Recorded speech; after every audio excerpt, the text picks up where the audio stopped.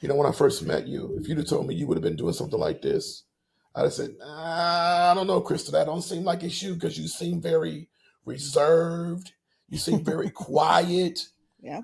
You will eventually speak up, but it's going to have to move you to get you to speak up. Mm-hmm. But I will tell you this based on what you just told me. I could tell you this for sure. Just on the responses you've gotten from doing this podcast. When I listened to your first podcast, I'm just going to tell you my first reaction. You couldn't see it, but I was like this on a lot of things. Some of the things you said, I'm like, wait a minute, what? I've known you all this time. I ain't never heard you talk about that. So wait a minute, what?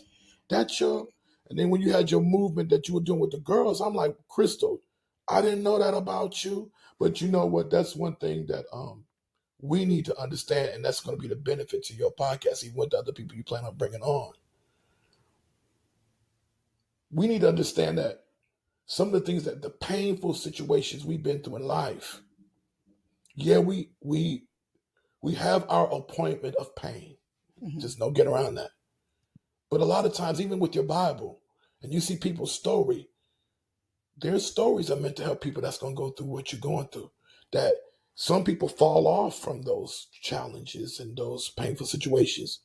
And then other people trust God and endured it to do what? To then be a testimony and a help to somebody else. So like I told you, when you said about helping those girls, or even when you told me about your podcast, the reason why God needed you to do it, because what you've been through, even what you've been through, what I know about you, no, it's painful for you. And yes, there's some losses.